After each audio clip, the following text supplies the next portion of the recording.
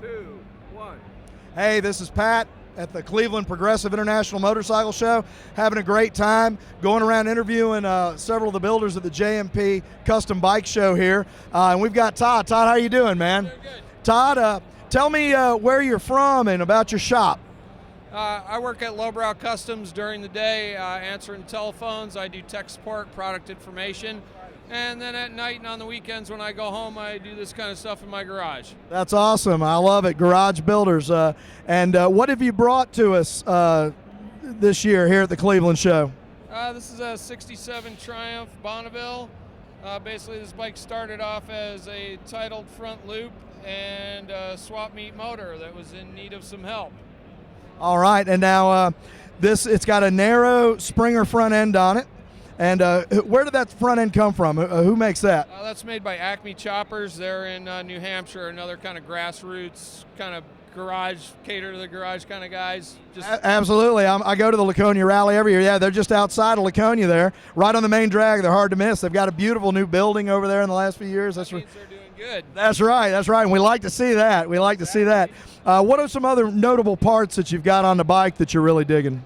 Well, we have a line of hardtail frames that we sell through our shop, Lowbrow Customs, and David Bird builds those for us. He's in Missouri, and that's one of his hardtail. It's a bolt-on rear section that will bolt directly to the front Triumph section with no modifications.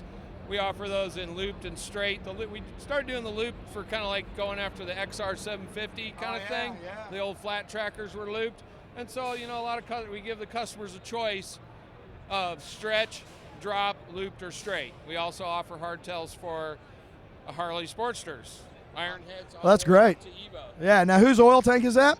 That's one, a Lowbrow Customs product, which is also comes out of David Bird's shop. Man, it all came together so nicely. Now, the headlight I was interested in yesterday when I was walking by. What's that headlight off of? I honestly have no idea. I'm guessing it's probably from the 30s.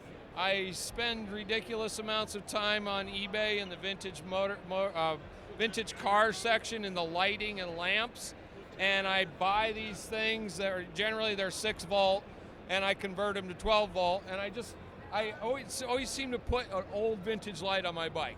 That's all. Well, it's kind of a trademark. Oh yeah, well I mean that's like a dimple on a beautiful woman, or a beauty mark. That headlamp, man, it's classy and it makes a difference. It really does, man. Well, it's a sick bike, and I mean it's obviously, it's got great paint. Who did the paint, by the way? Flamethrower Customs. He's a local guy. He's actually he's a lawyer, and if you saw him walking down here, you wouldn't recognize him as a bike kind of guy. But he's semi-retired, and he loves to paint. That's awesome. He does stuff in his spare time. This is actually the first paint job he's done for me, and he pretty much knocked it out of the park. He definitely has a gift. He definitely has a gift. Man, I can't believe that's a hobby. So, well, man, I appreciate you spending the time on the bike. I appreciate all the work you guys do at Lowbrow Customs, and look forward to getting to know you over the next several years, man. I don't know how, it's a small industry, but I can't believe we still don't know everybody in the industry. So it's good to meet you here in Cleveland, and thanks for being at the JMP Cycles Custom Bike Show, Progressive International Motorcycle Show.